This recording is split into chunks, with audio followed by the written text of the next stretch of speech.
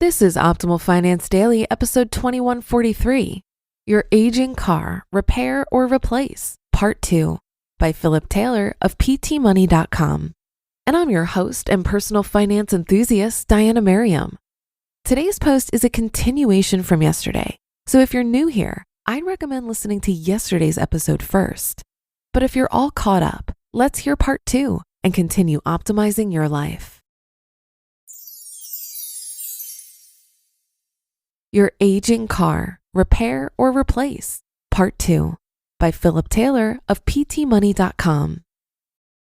When you need to buy a newer car. If renting isn't a viable option and fixing your car doesn't seem worth the expense, then you'll want to buy a newer car. Here's where you need to be careful.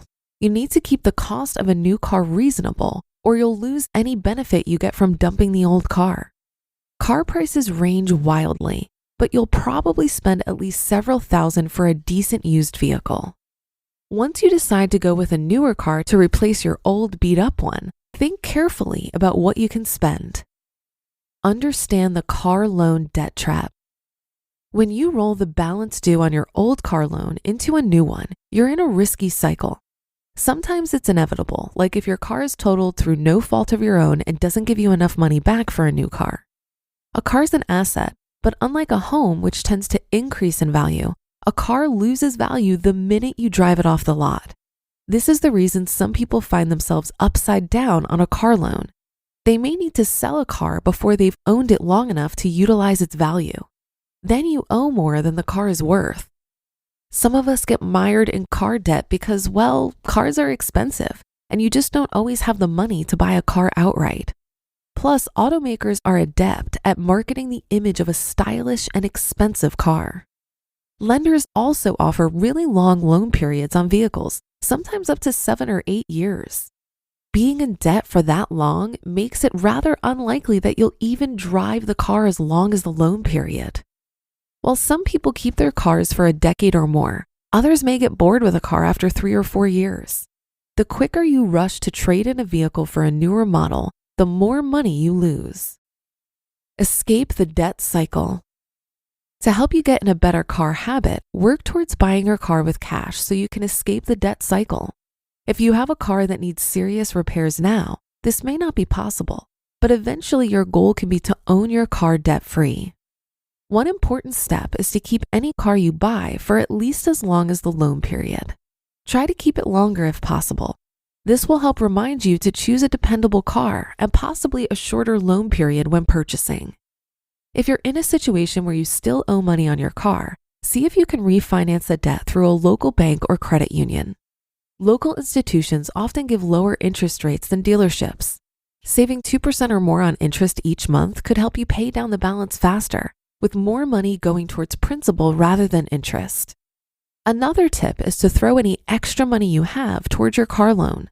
Focus on getting that debt paid down to free up your future income. To make even more extra money, try selling items or starting a side hustle. Sell items. A strategy for bringing in some extra money is to sell unwanted items online at yard sales or at consignment stores. Most of us have more stuff than we need or even want. Chances are, if you haven't decluttered in a while, you've got things lurking in your house or garage that could fetch a price. Try to focus first on high-price items like furniture, electronics, or jewelry. Perhaps you've even got brand new items still in the box that you received as gifts. Aim to sell those to make the most money possible. Lower value things like books or clothing might be worth selling as well. Every little bit helps. Start a side hustle. Obviously, I like the side hustle idea for making more money. You can start your own small business, take on extra shifts at your full-time job, or take on freelance projects or assignments. Tons of people make a few hundred to a few $1,000s a month doing extra work through gigs and side businesses. These are terrific options because you can put in as much additional work time as you want. When you're working to escape the cycle of car loan debt, a secondary source of income is a smart choice. Make some extra money that you can put directly towards paying off the balance of your car loan, bringing you closer to owning it free and clear. How to save for a car and pay cash. Once your loan is paid off, keep driving the car as long as you can and keep making the same payments to yourself. Since you're used to sending in a car payment monthly, just divert those funds into a savings account earmarked for your next vehicle purchase. You know you'll need to replace your vehicle eventually, so the wise choice is to save up now. Then you'll be able to pay cash for the next one. It may not be a new car, but you'll have escaped the cycle of the car loan trap. Save faster with a high-interest savings account. Gone are the days when you had to stuff your cash under the mattress or take it to a bank for 0.01% interest. Now you have options that actually pay you just for saving money. The Citibank Money Market account offers a high yield on your savings, which helps you to reach your savings goals faster. There's no fees to open a Citi Savings Builder account and no maintenance fees either. You'll earn a solid interest rate from day one of opening up your account. To earn the upper rate of 1.3% APY with Citibank, you either need a minimum balance of $25,000 or a minimum monthly deposit of $100. For a lot of savers, maintaining a $25,000 balance in a savings account is a big challenge, but a $100 deposit each month isn't that hard to manage, especially if you start a new side hustle. Whether you're working to pay off your car or save to buy a newer one in cash, a good rate on your savings account will help you reach those goals much faster. Why would you leave your savings to earn next to nothing when you could get a decent rate of return? You just listened to part 2 of the post titled Your Aging Car, Repair or Replace by Philip Taylor of PTmoney.com. This article had me reflecting on the cost of my own car because for the most part, it's something I barely notice. At one point, AAA reported that the yearly cost of maintaining a car is $8,500. I definitely don't spend $8,500 per year to own my car, but I think the main reason is because I set up my life so that I don't have to drive that much. I've only driven 30,000 miles since I bought my car in 2018, and even with gas at $5 a gallon, I'm spending about $50 per month on gas as I only need to fill up once. Driving so little also results in very low maintenance costs. So regardless of what car you decide to buy, how much you need to drive makes a huge difference. Also, I used Gabi to reduce my insurance costs earlier this year. I saved over $200 on my car and home insurance with Gabi, and that's GABI, and I highly recommend it.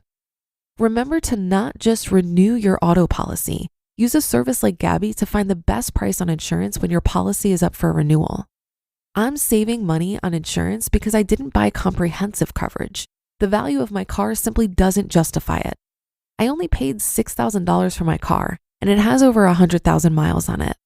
I've read that a good rule of thumb is that you should have liability-only insurance if the annual cost of full coverage exceeds 10% of your car's value. At that point, the extra coverage might not be worth the added cost of paying for more than liability-only insurance. That being said, I'm paying $27 per month for car insurance, and I'm pretty happy with that. When I was buying my car, I got permission to drive it to a third-party mechanic to make sure it was in good condition and to get a second opinion on how much the car was worth. I was able to tap a friend for this, but I've known others to spend around $100 to get this second opinion, and I think it's well worth it, especially if you're going to realize a huge savings for buying a used car. The other reason I got such a good deal, but also wanted to get a second opinion, is because my car is a rebuilt title, which means that my car was salvaged and then passed a state inspection before being sold to me. I hope this gives you even more ideas on how you might be able to save money on your vehicle. That's another episode of Optimal Finance Daily in the books. Thank you for your support and for listening every day. Have a great rest of your day, and I'll catch you tomorrow where your optimal life awaits.